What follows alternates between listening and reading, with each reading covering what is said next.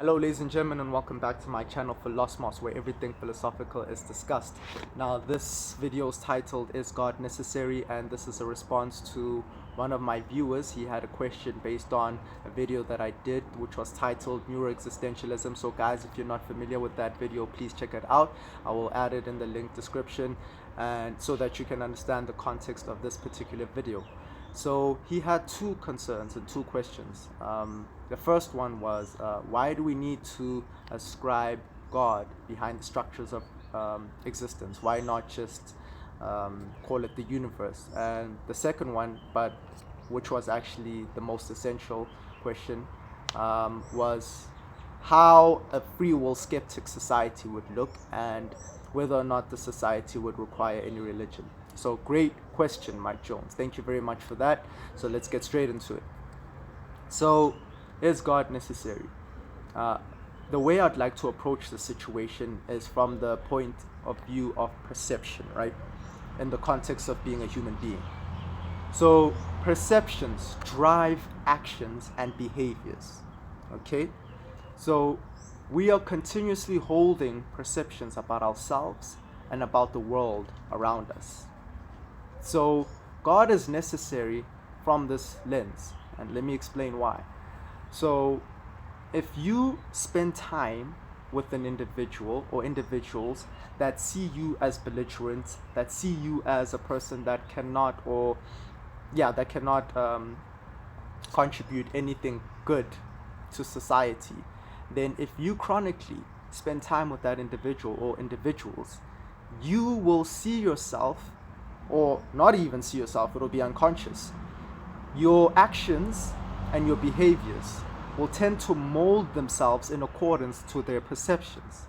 And vice versa on the positive light. If they see you as an intelligent person, if they see you as a person of high value, if they see you as a person who can contribute a lot to society, then whenever you're around that person, or even when you're not, if you spend time with them, their perceptions will tend to alter your actions and your behaviors to be congruent with it. So it's essential for human beings to have an idea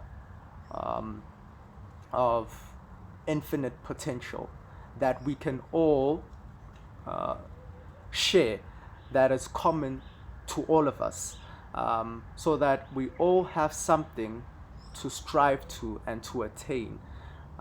So from that lens, God is necessary because God is the highest idea that we could possibly create, which is continuously evolving with the breakthroughs in technologies and sciences. Our understanding and conceptions of the universe is growing and expanding. So our notion of God must continuously expand and grow. And I understand this is a battle of semantics. There's a lot of negative connotations to the word God because of dogmatic views that have been perpetuated by a lot of religions, you know. So obviously God has a bad taste in a lot of people's mouths, and I understand that. So what I just recommend is whatever you call that energy, it can be the universe, it can be God, it can be the Buddha, it can be the primal energy, you can call it the collective consciousness, whatever you want to call that energy, that word or that label must be a very good representation for you, that represents infinity, that inspires you to act in accordance or towards your highest ideals of life, right?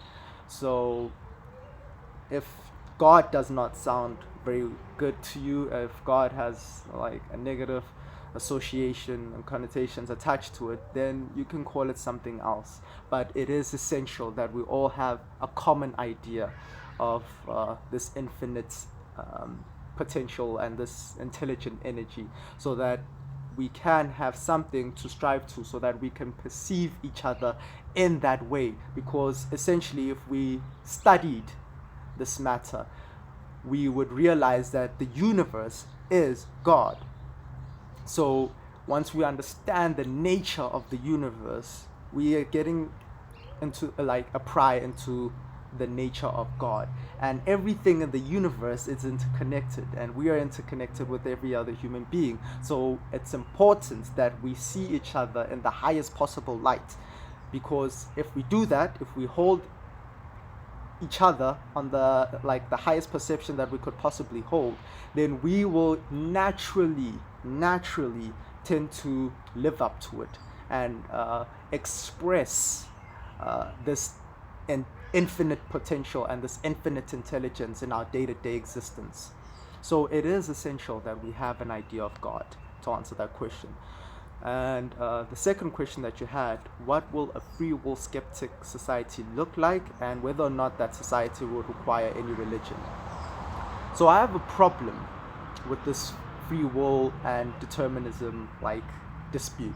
Like, on one extreme end, we have people that think they have absolute control over the reality, and on the other extreme, we have people that think that every event is predetermined. Both are flawed ideas. And let me explain the fallacy here, is that both these concepts rely on the existence of each other. How would you know, how would you conceive of free will if you first did not have a conception on a world that is deterministic, and vice versa? How would you have a framework of a predetermined world if you did not have a framework first of free will? You see, so both these ideas are interconnected, and I'm going to sound like a compatibilist right here. I'm going to sound like a person who wants to fuse free will and determinism together. And okay, we can, I'll take that with a grain of grain of salt. Yeah, that's okay. But essentially what I'm just trying to point out to is that you cannot have determinism without free will. You cannot have free will without determinism. I feel like we're all nodes in like a network, an infinite network. And whatever node that you are within this network, whatever change happens in that node affects the entire system. And this then makes it appear, so I see it like this. There are willed actions, and then those willed actions appear back to us as predetermined events, right? And determined events present themselves to us, and then we decide with will whether to continue perpetuating them or to seek new molds of actions and new molds of behaviors and new molds of perceptions, so that we can alter what seems to be predetermined. Okay, so with the growth in science and technology, it's been very difficult for people on the free will spectrum to dispute that the universe is essentially predetermined. But I'd like to get deeper into that in another video. I just want to address what a free will skeptic society would look like. So essentially, what free will gives to humanity is a sense of responsibility and accountability. And it's behind the whole story of Adam and Eve as well in Genesis, is the birth of responsibility and the birth of accountability. So knowing very well that I am an existing entity, and the actions that I take at present time, I have somewhat of control. In fact, I have a degree of control in it, that I am able to manipulate the probability of whatever action I'll take. So certain actions are just knee-jerk reactions. Like if somebody tries to slap you, you're immediately going to try and move away. If a car passes you by at an insane speed, you're gonna immediately try and move away, just so that you can survive. Those actions you don't necessarily control. They're really controlled by your limbic system. But there are actions, right, that occur in the prefrontal cortex, if I'm not mistaken, um, where you have to pay some level of attention to the options that you have at hand and select the best option that is possible in terms of your actions. So that is what free will gave humanity, and free will then separated us from animals in terms of Adam and Eve. So a free will skeptic society would lose the sense of responsibility and the sense of accountability. Um, my main argument against determinism, I'm not for free will, I'm not for any of them. I told you, I guess people would label me as a compatibilist. Um, I'm not trying to prove that free will exists. I'm not trying to prove that determinism exists. What I'm just trying to like understand from people who believe very strongly in determinism is how practical is that idea in our day-to-day lives, like in the criminal justice system. Let's just say if I go into a store, right, and I consciously go into the store and steal sweets, and I get out the store and the guy stops me and tries to call the police, right? So from the free will point of view, I will be held accountable for those actions because I made the conscious decision to take certain actions, to go into the store and to take the sweets.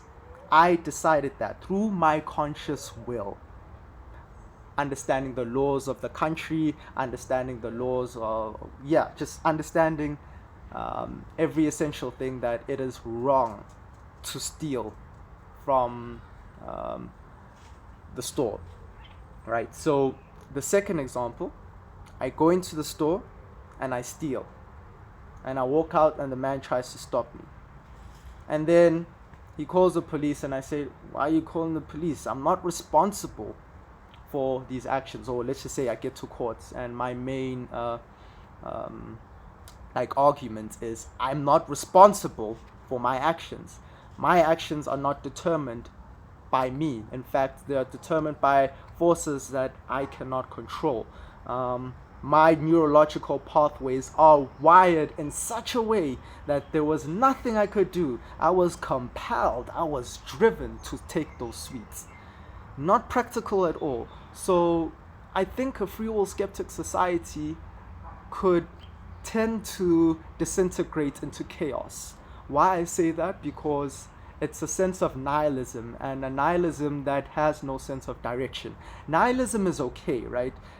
Because essentially life is meaningless. We are the ones that ascribe meaning to events. That's the free will part. But a free will skeptic society, I don't think would be aware of this. So the sense of responsibility and the sense of accountability would tend to dissipate, and then I don't know. We can look at this from the Eastern point of view, the Eastern spiritual point of view, in the sense that, we actually, our main desire as human beings is a sense of control. But once we remove that desire through continuous investigations, we can actually get ourselves to the point where we are okay with however life or the universe unfolds, and just be in the space where we don't feel as if we have to make things happen. We feel as if we're not the doer of our actions. This is actually a very popular point of view in terms of Buddhism, is that we're not the doers. We're not the ones that actually initiate the actions, that these actions are happening out of us. And I can understand that point of view, but it's also essential to have the sense that you are directing this energy, whether we call it God, the universe. You are directing where this energy places its focus on. So you get a select range of options of particular actions that you can take, and you as a conscious entity decide where you focus on, and then where you focus on, that will be where you're compelled to move towards. That will seem determined, but based on where you placed your focus will then determine what experiences that you have.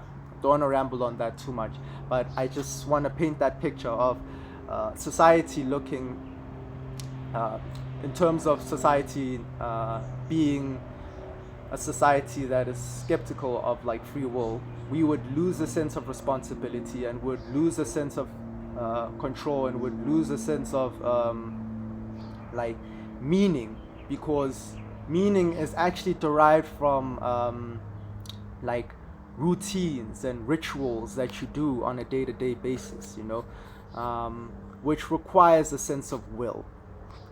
If you ask any disciplined person, getting up at 4 a.m. is not an easy endeavor. It's something that you have to fight against, because your natural temperaments, your natural compulsions are to stay in bed and to continue sleeping. Okay, so a free will skeptic society would be a society that would lose a sense of responsibility, and responsibility is something that's actually very essential in life, in my opinion. If anything practical is to happen, if you and responsibility is actually essential in nature. When I train my dog, right, she has a great understanding, all animals in fact, especially when you're taming them, even human beings, we're animals too. We have a understanding of pleasure, reward, and punishment, consequence. So I know as a human being, because I can conceptualize the future, I know that if I take specific actions or particular actions at this particular time, and if I chronically do this, continuously do all these actions in the span of time, then I will reap the consequences of that when the future then becomes the next moment, if you understand what I mean. So if I, let's just say, decide to write every day, I want to write a book, and I decide to write a page. If I dedicate myself to doing that, then I will I'm unconsciously accepting the consequences of doing this. If I did this in a span of time, let's just say of 6 months, then I must accept the consequences maybe of having 30,000 pages of written material because of the actions that I'm taking at this point in time. And my dog has a sense of responsibility. She knows that if she gets out the gate, or if she does not listen to me when I give her instruction, there will be consequences, and she will be responsible for those consequences. And you can see it in the temperaments. It is so evident. So responsibility, I would say, is actually organic, and it's not something that is only centered around human beings. It's something that is very essential. So of course, a free will skeptic society, I think, would still have religion, because then our will is not ours. Then whose is it? Well, it's the universe. It's the gods, or it's nature. It's always something beyond us, something beyond our present intelligence. Thus, we will want to okay, so in that sense of vulnerability that we're going to be in a free will skeptic society, we're going to then like hand over our power to unforeseen forces, and that's nature, that's God, that's the universe, whatever you want to call it.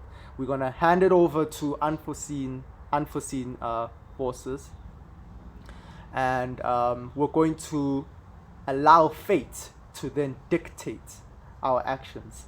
So I would say a free will skeptic society could still support religion, because religion, in the sense,